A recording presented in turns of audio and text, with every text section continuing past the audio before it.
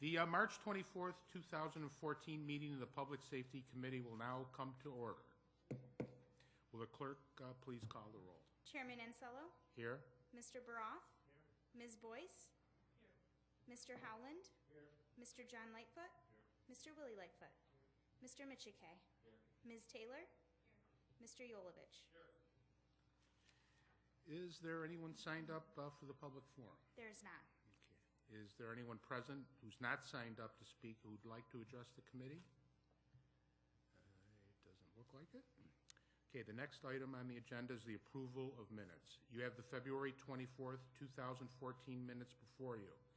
They will stand approved unless the clerk is notified of any changes by the end of the day. Move on to new business. Clerk, would you read, Madam Clerk, would you please read the first item? Referral 14-0016. Moved by Legislator Michike, seconded by Legislator Boyce. Is there any discussion? Legislator Boyce. Yes, through the chairman, if I could get a number of how many devices are installed or were installed, I guess, because this is October through September. Am I on the wrong one? Oh, I am. I apologize. I'm ahead of myself. Hold that thought. All right, well, any further discussion? Any other discussion? Okay, all those in favor, please signify by saying aye. Aye. Any opposed? The item carries. Next item, please. Referral 14-0117, acceptance of a grant. Moved by Legislator Boyce and seconded by Legislator Howland. Any discussion? Legislator Baroth.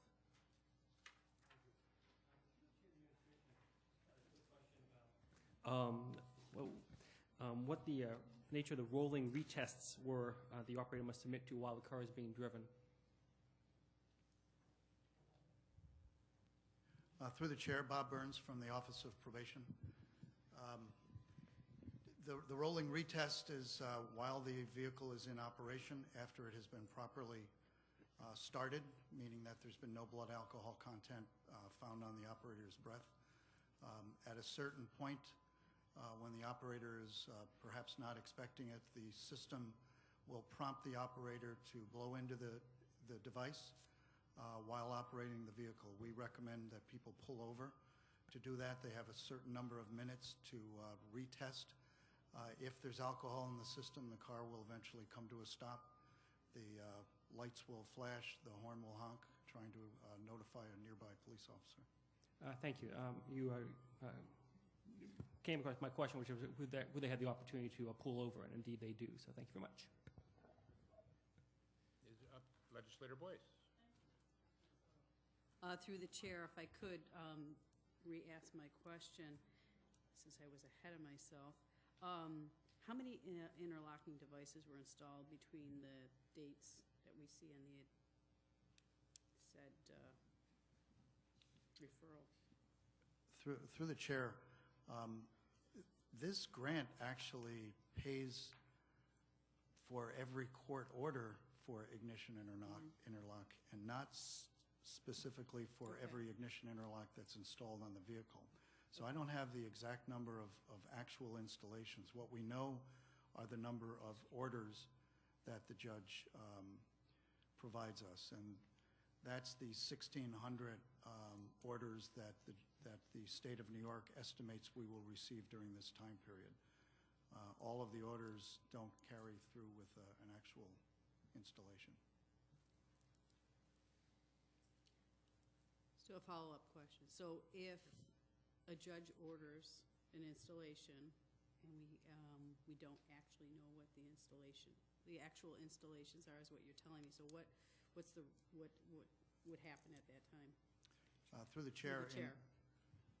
Through the chair, in most instances, the installation does not occur because the defendant at the time of sentencing does not have a vehicle owned or in any way registered to that individual. They may have had a vehicle at the time of arrest, but at the time of sentencing, if there is no vehicle, then there will not be an installation. The order remains active for a period of a year in case that individual buys a car or in some way gets a car registered to them. Okay. Thank you, Mr. Burns. Is there any further discussion? Okay, all those in favor, please signify by saying aye. Aye. Any opposed? The item passes. Next item, please. Referral 14-0118, Moved by Legislator Howland, seconded by Legislator Yolovich. Taylor, I'm sorry. Is there any discussion? Okay, all those in favor signify by saying aye. Aye. Any opposed? The item carries. Okay, are there any other matters to come before the committee? Yes, Legislator Lightfoot. I would like to ask a quick question. Prior to one of our last meetings, I inquired about the Indigent Legal Defense Services, Mr. Chairman, and there's referring to a article here in the that was put in the Democrat Chronicle dated March 2nd, 2014.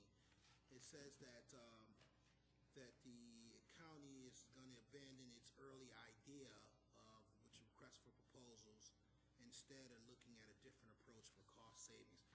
Through you, Mr. Chairman, to the administration, I'd just like to know what approach are we taking now to the Indigent Legal Defense Services, through you, Mr. Chairman, to the administration.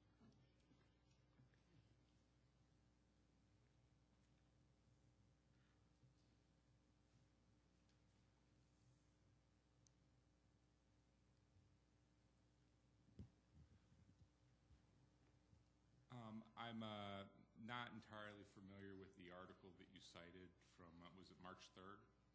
Second. March 2nd? Yeah. But I'd be more than happy to take a look at, pull the article and take a look at it and provide you with a response to the chair. Better yet, through you, Mr. Chairman, are we going in a different direction from our original Indigent Legal Services request? You are familiar with the Indigent Legal Services request for proposal that was put out November 22nd, response deadline January 3rd of 2014, through you, Mr. Chairman, to the administration? Yeah, I'm familiar with the RFP. Okay.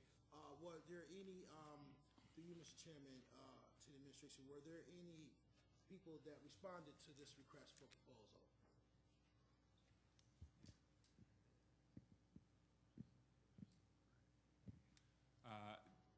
To the best of my knowledge, there's only a single respondent. A single respondent? Correct. Okay. Through you, Mr. Chairman, to the administration, are we going to continue with this actual proposal, or are we going to do anything different? I guess that's just my only question, really. Through you, Mr. Chairman, to the administration.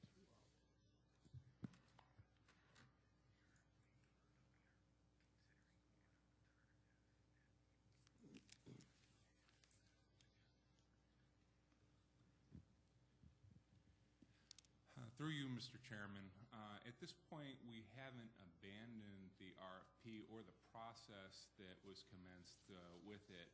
However, we are also exploring through the Bar Association other alternatives that may be available to the county to pursue to fill the need. Okay.